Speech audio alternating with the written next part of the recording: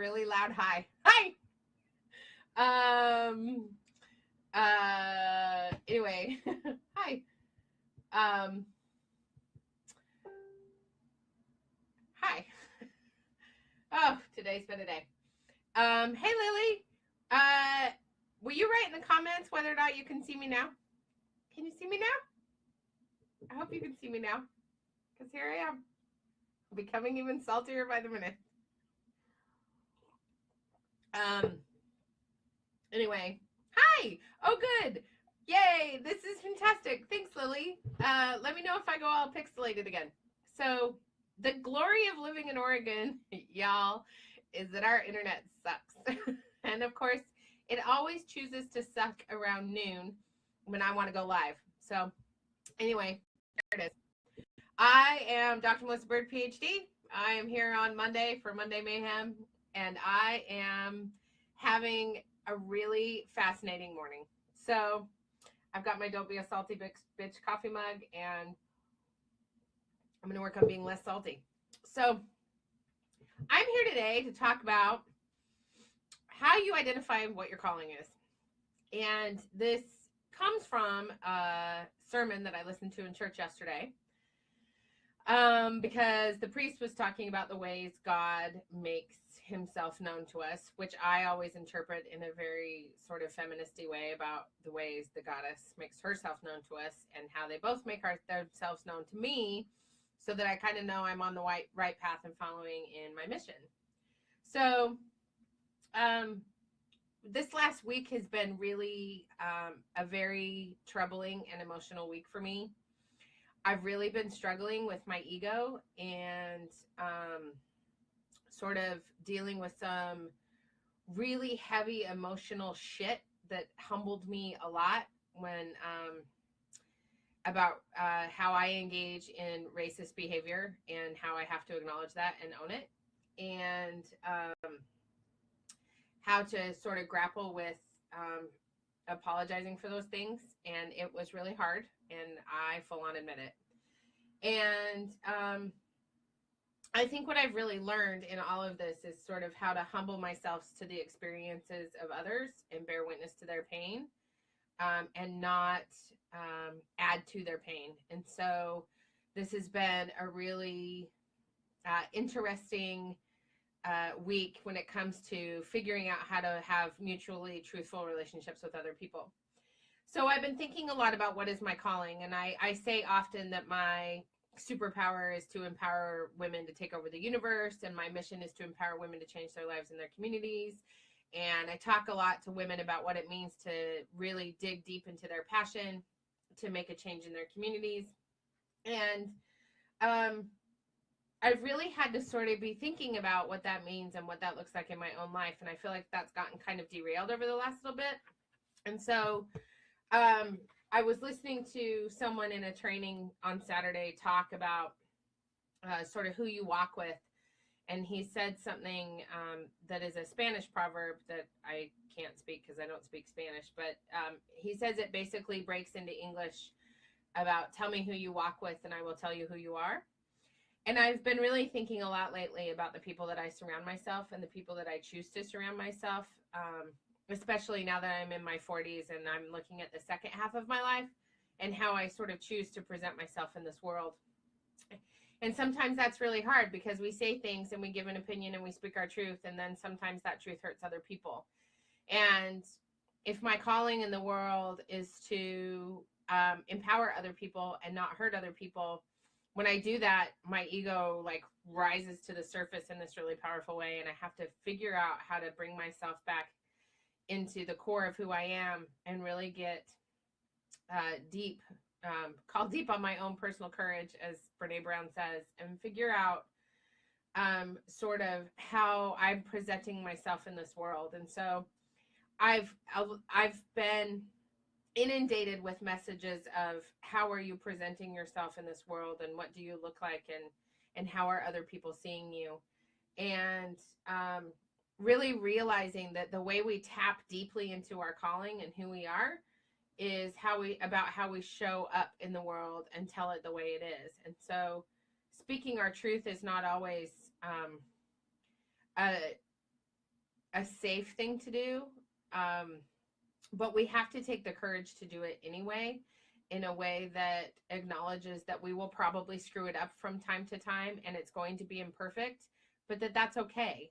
Because if we're going to keep doing epic shit and we're going to change and be part of the resistance and change the way things are in this country, we have to keep.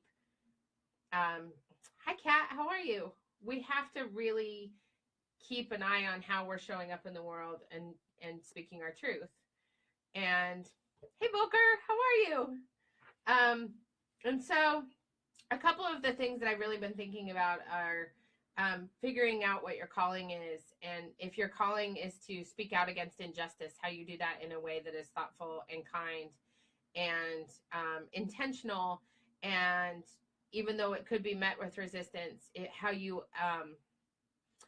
respond to that resistance, I think, is really critical. And I've also been thinking a lot about, this longing I have really deep within my soul to make a change in our communities. And I think that sharing these words of wisdom with people in our communities and with other people really helps us identify who we walk with and who we are and figure out what our calling is. And I think in times like this, especially when we fuck up with people by saying racist things unintentionally or saying sexist things unintentionally or homophobic or transphobic or any of those things, if we can sit back and get out of ego and really get in a space where we're willing to listen to other people and process a lot with our village. I think I may have called like 20 different people to ask them questions about how to handle my particular situation. But that creates an energy that goes out into the world and presents to other people the way we want to be in the world.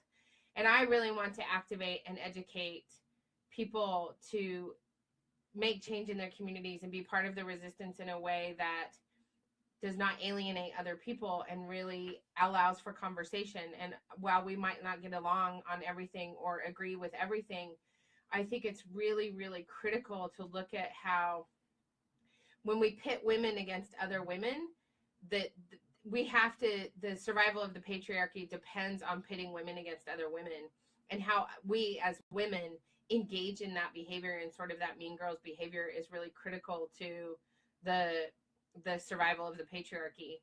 And so I've seen this a lot. And I guess the last thing I really want to say about it is that we need to look at what rights we have that others don't have so that we can figure out how to kind of let go of who we think we should be and just call really deep on our passion to engage in advocacy by recognizing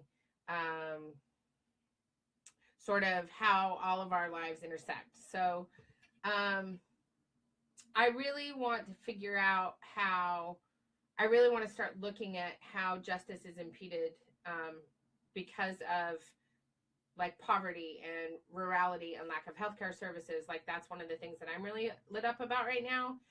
And for everybody else, I really hope that they can see how they're calling in the world, how you can see how that intersects with other things.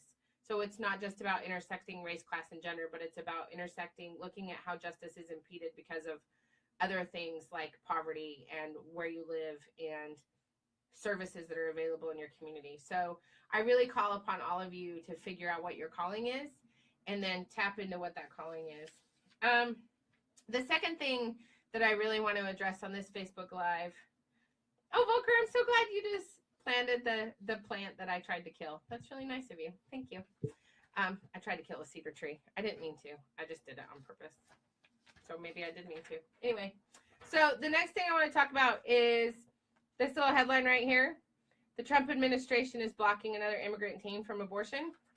So this is the fourth teenager who government officials have refused requests to go to a clinic for an abortion. They are being held. They're being held in a detention center as undocumented immigrant teenagers, and they are choosing to get an abortion because they have an unattended pregnancy, and the government is forcing them to stay pregnant and keep pregnant.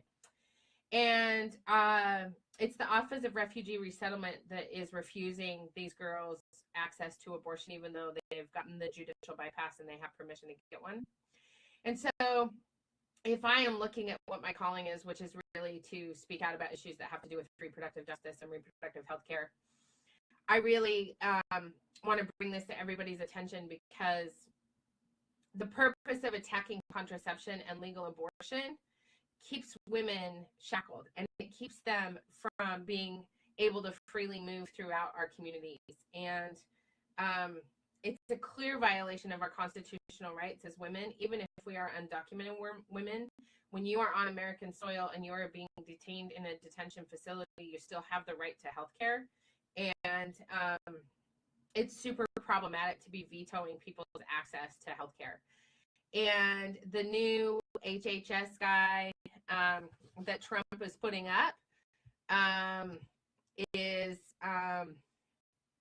Alex Azar, and he's this former Eli Lilly executive who's also super anti-choice. And if all of these different agencies are being headed up by people who are severely anti-choice, we have to recognize that that this is going to become very problematic as far as women being able to really exercise their ability to engage in legal healthcare services like abortion and obtaining contraception. And so I really wanted to bring this to everybody's attention, because these immigrant teenagers who are going to court to seek access to abortion and then getting permission from the court are then being denied their ability to do so. And I think it creates this level of oppression that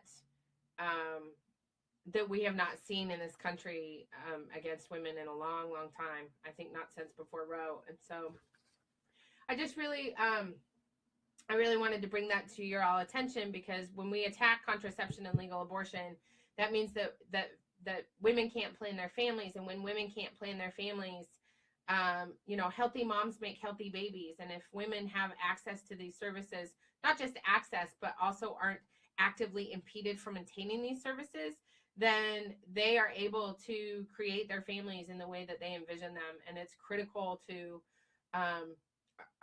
our communities to make sure that women have the ability to do that. And so anyway, if you want more information about that, the ACLU has some great stuff on their website about, they've been filing court filings for these 4 young women.